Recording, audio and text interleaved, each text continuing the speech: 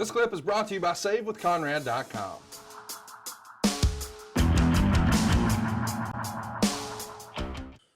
Well, now it's time to talk about what happened. You're going to have a match on the 605 show that's happening on the 4th. It's a matinee, of course. You're going to have a match here with Kent Glover, but then afterwards, it's a promo. It's really an explanation of what's going on with Ole in the Omni. Let's take a listen to that whole clip.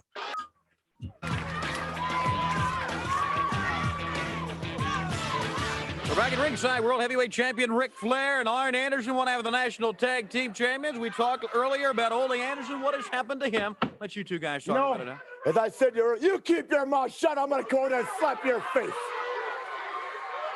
You're not talking to Dusty Rhodes, brother. You're talking to a couple of men.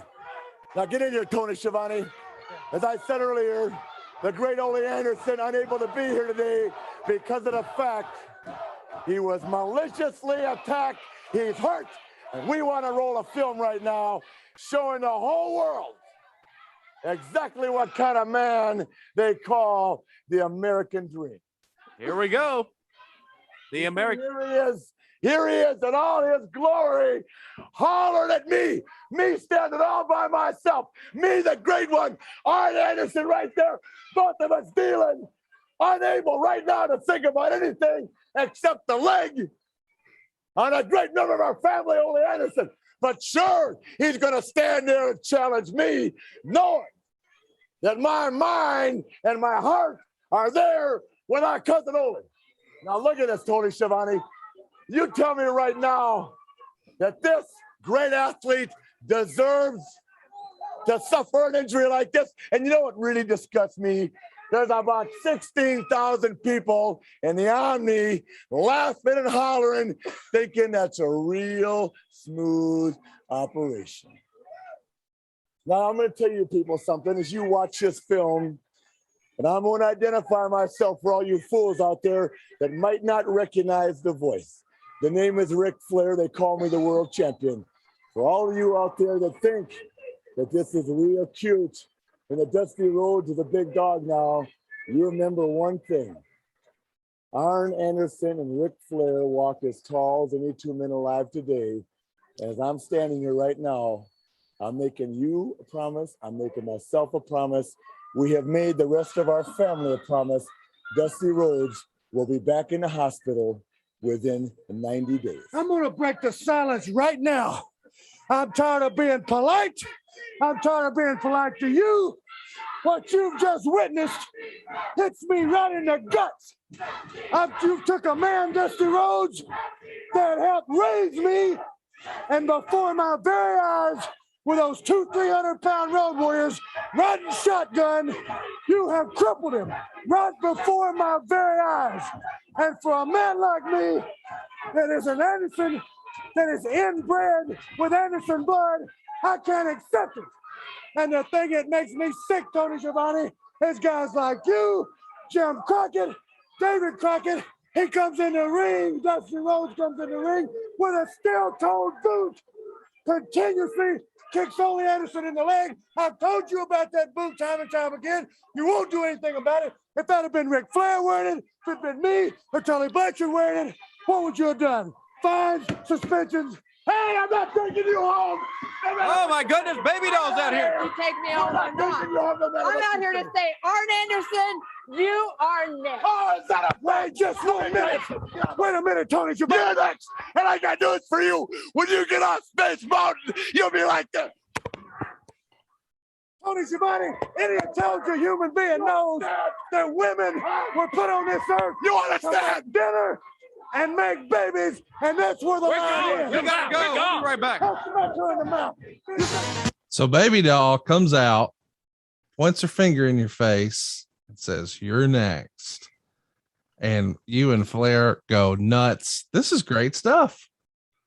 Couple of things we need to backtrack and cover. Inbred was the improper terminology. I was going to let that one go, but I'm glad you brought it back up. Our fans are too smart to let that one go. Yep. I misspoke. I should have said infused with Anderson blood. Oh, God. Oh yeah, that really didn't come across good, did it? But how about this? Listen, you're looking for heat and you got it when you said women are only here to make dinner and babies. Boy, you couldn't get away with that one today, could you? In 86, that was heat, man. That was fun stuff. Oh, they really got hot about that. I'm surprised that Turner wasn't picketed and thousands of letters coming in. Ooh, that was a terrible insult. Certainly served the purpose. The main thing that you got from that, besides the missteps, those two in particular that I made, was panic, rage. And there's always, there's the baby face's truth, there's the heel's truth, and then there's the real truth. The real truth is we had it coming, but we don't admit that. We're all pointing the blame to Dusty Rhodes. It felt like poetic justice. It was one of those nights where the good guy got all of that one. He just hit a grand slam. I love that clip, man. Just the idea that, they got their revenge on you for something you guys did. And now you're appalled and you're promising he's going to be in the hospital. And then they send Baby Doll out. Man, how fun was that? You're next. So let's listen to some other promos from that same weekend from syndicated TV. This is from Mid-Atlantic. Fans with me right here. I tell you, these two have been a force in professional wrestling throughout 1985 and 1986. I think you're going to make more of an impact, Ole. Well, I watched that guy out here in that possum coat telling everybody what he's going to do to the possum. It might not have been a possum. Could have been just a rat coat. I'm not sure. But I'll tell you this. I listened to you talk a long time, Dusty Rhodes, and I haven't seen you do nothing yet. Not to the Andersons anyway. Everybody else you might chase all over. You might even win a couple of now and then. But when it comes to the family, and I'm talking about Andersons and I'm talking about Flair, you come up just a little bit short. As far as Tully, the rest of us, we're going to make 1986 the greatest year wrestling has ever seen. We're talking about NWA style. The only way it can be, NWA. You listen to it, you mark it down. We're the best there is. There ain't anybody any better. And right here, you're looking at the greatest tag team wrestling has ever seen. And you got a tape, Bob Cole, you're going to show. I want to talk about one of the finest moments in the Minnesota Wrecking Crew and Ric Flair's whole life. As you see, if you want to run down our resume, you're talking about hurting people like Dusty Rhodes, man. Just take a look at that, Bob Cottle. Yeah, I did it. You're exactly right. I did it. But Bob Cottle, he deserved it just like anybody else. You want to run the Andersons' resume down, you start with Magnum TA, scrub his face all in the carpet. You talk about Dusty Rhodes' broke leg, smacking Manny Fernandez in the chair, in the head with a chair is just one small moment. Wait, let's look at that. We can go back and look at that in slow motion. I'm proud of it. I'm proud of it. Riff-raff is what we're doing. Hey, let me tell you something, Bob Cottle. The Andersons are strictly Anglo-Saxon, and any half-breed to get smacked in the head with a chair, we don't care. You shouldn't care. I don't care about it. We enjoy it. The bottom line is we hurt people. We're financially set in life. Now we just take the time to hurt a few people. Here's what I like. Dusty Rhodes always talking about hurting somebody. So far, he's the only one I know that comes up with a bad leg or a partner that's got a gimpy arm or a friend who's got a busted rib. I tell you, Rhodes, you talk a lot. We haven't seen you do much. You come our way, we're going to finish you up. 1986, that's going to be the end for sure of Rhodes and all the rest of your bunch. All right, Ole and Arn Anderson, the Minnesota Wrecking Crew. So let's talk about that. We haven't spent any time talking about this before really on the show, but the 605 show would be airing the same weekend as some of these syndicated shows. But because of the way just technology and the mail and delivery services were at the time, the syndicated shows would sometimes be a little behind what you're seeing on the main show. So that same weekend, we're seeing you talking about how Ole Anderson's been taken out, but if we watch the syndicated show the same weekend, well, there he is. How confusing do you think that was to the fans at the time? I think pretty confusing. Yeah.